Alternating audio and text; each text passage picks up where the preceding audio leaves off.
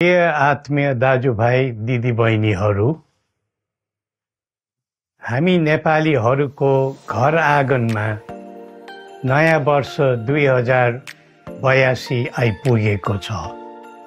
नयाँ घाम, नयाँ ज्योति, नयाँ उत्साह लिएर आएको नयाँ वर्षको उपलक्ष्यमा देश तथा विदेशमा रहे बसेका सम्पूर्ण नेपालीहरूको सुख र शान्तिको मङ्गलमय शुभकामना। हरेक नयाँ वर्ष नूतन आशा र विश्वास बोकेर आउने, तर वर्षको बिदाईमा एउटा घनघोर निराशाका बीच हुने गरेको धेरै साल भयो।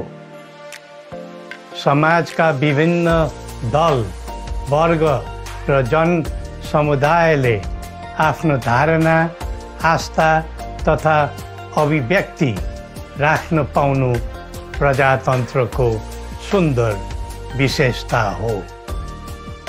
तर त्यस्तो धारणा र मान्यता प्रस्तुत गर्दा सबैले संयम अपनाउनु पर्दछ। केही दिन अघि जनप्रदर्शनमा जुन प्रकारको हिंसा, आगजनी, तोडफोड भयो, त्यसबाट जस प्रकारको मानवीय एवं भौतिक क्षति भयो, त्यो सुन्दा हामीलाई अत्यन्तै दुःख लाग्यो। नागरिक स्वतन्त्रता भन्दा ठुलो तन्त्रवाद हुँदैन।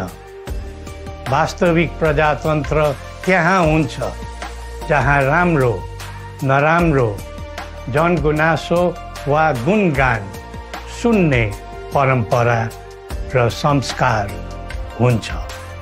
नेपाली जनतामा देश र भविष्यलाई लिएर जुन खालको जागरुकता पैदा भएको छ, त्यसलाई हामीले सकारात्मक रूपमा लिएका छौँ।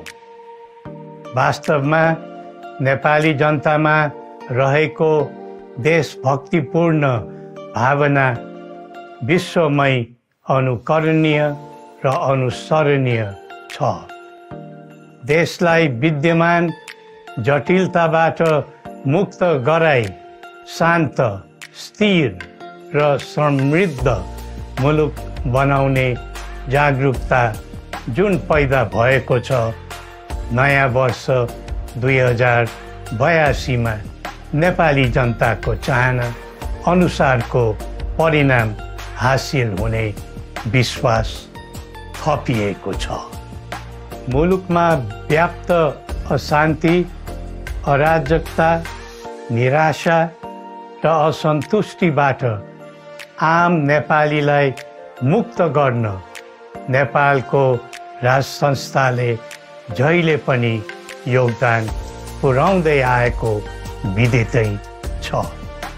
राष्ट्रियता र प्रजातन्त्रलाई मूल कार्य मान्दै जनभावना बमोजिम चल्ने बहुदलीय प्रजातन्त्र र संवैधानिक राज संस्थाको परम्परामा हाम्रो मान्यता रही आएको छ।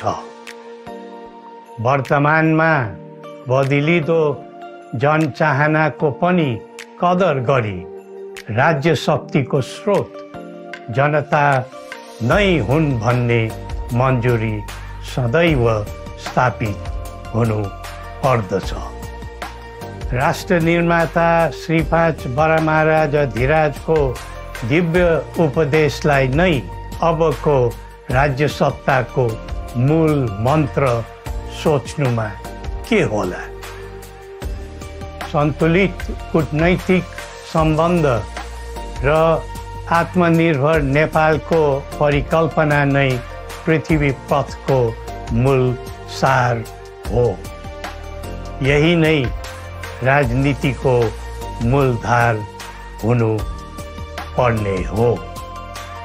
विश्वको बदलिदो परिस्थितिलाई मनन गर्दै विश्वव्यापीकरण र स्वतन्त्र व्यापारका आधारहरूलाई चुनौतीको रूपमा लिँदै चरम आर्थिक मन्दी भोग्नु परिरहेको अहिलेको सन्दर्भमा नेपाल जस्ता विकासोन्मुख देशले आत्मनिर्भर अर्थतन्त्र निर्माणको कार्यमा अर्जुन दृष्टि लगाउनु पर्ने समय आएको छ।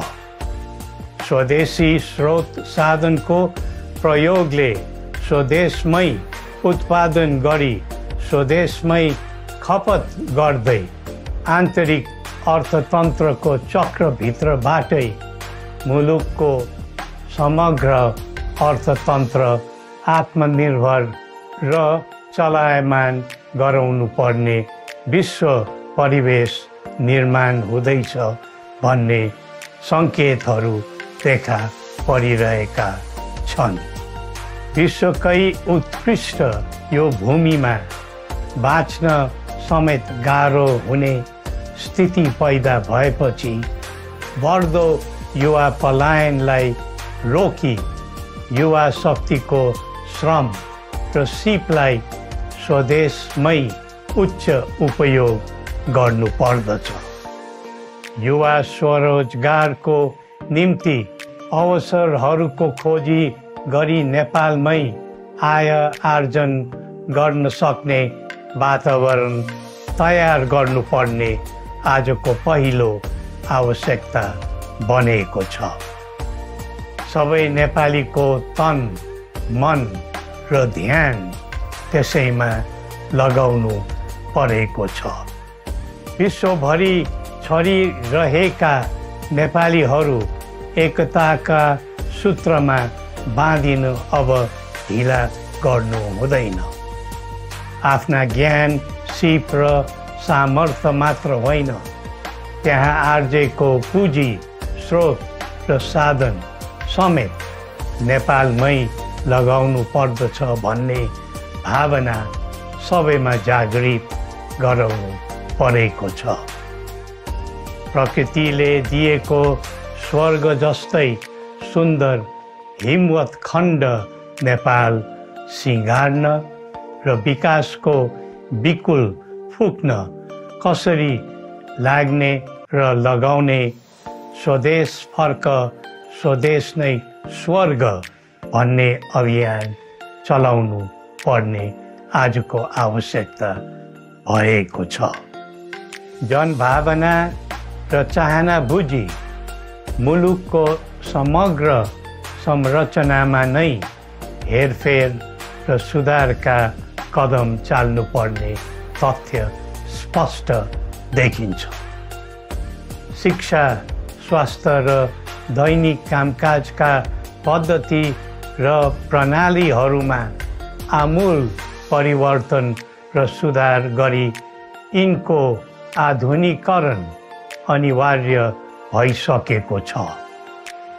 युग प्रविधिको हो, सावधानीपूर्वक उपयोग गर्नु सकेमा राष्ट्रको योगदानमा ठुलो टेवा पुग्न सक्नेछ।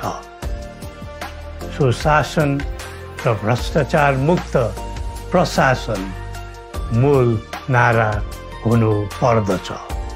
हामी अस्थिरता, अशान्ति, अराजकता, विपन्नता र भ्रष्टाचारको अन्त्य चाहन्छौँ।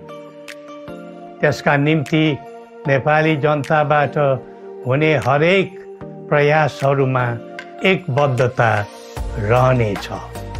मुलुकको गिर्दो अर्थव्यवस्था, रुग्न हुँदै गएको औद्योगिक उत्पादन, बढ्दो राष्ट्रिय ऋण र बेरोजगारी, रक्षात्मक बन्दै गएको राष्ट्रियता, राष्ट्रिय एकता, सामाजिक सद्भाव, मौलिक धर्म, संस्कृति तथा जनस्तरमा बढेको निराशा, असन्तुष्टि हाम्रो चिन्ताको मूल विषय हो।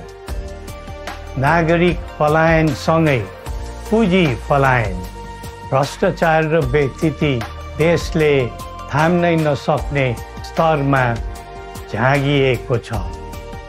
यो स्थितिमा नयाँ वर्षलाई उपलब्धिमूलक बनाउनु हामी सबै नेपालीको सामूहिक र एकताबद्ध प्रयास अपरिहार्य भएको छ।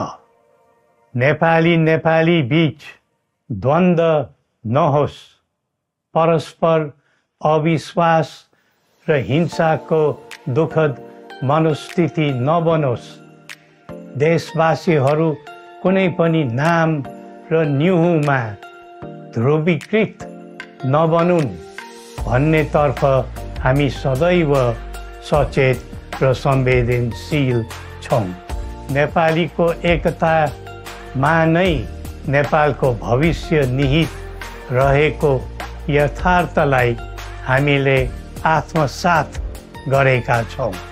सबैले यही वास्तविकतालाई आत्मबोध गर्नुपर्दछ भन्ने ठान्दछौँ। हाम्रा आह्वान हामी कसैको निजी स्वार्थपूर्तिका निमित्त होइन, कुनै खालको सैद्धान्तिकवाद वा विचारको होइन। समग्र राष्ट्रको स्वाधीनता, समग्र जनताको सम्प्रभुता तथा नेपाल र नेपालीको सुखमय प्रतिष्ठाको निम्ति हो। आफ्नै प्रकारको अग्रणी राष्ट्र हामीले नै बनाउने हो अनि आफ्नो स्वतः र अस्तित्व हामी आफैले उठाउने हो। संसार धेरै अघि बढिसक्यो, तर हामी यो वा त्यो वादको चक्रव्यूहमा फँसेका छौँ। नेपाल आमालाई केन्द्रमा राखेर हाम्रा विचार बन्नुपर्छ, हाम्रा कदम चल्नुपर्छ। हरेक समस्याको समाधान संवाद, सहमति, समन्वयन र सहकार्यबाट हुन सक्छ। आगामी वर्ष नेपाली इतिहासको स्मरणीय र सुनौलो सम्झना बन्नुपर्छ र बनाउनु सकिन्छ भन्ने विश्वास हामीले लिएका छौँ। नयाँ वर्षले नयाँ आशा, उमङ्ग र उत्साह ल्याओस् अनि नेपालीको सुनौलो भविष्यको सुनिश्चितता होस्। श्री पशुपतिनाथले हामी सबैको कल्याण गरून्। जय नेपाल।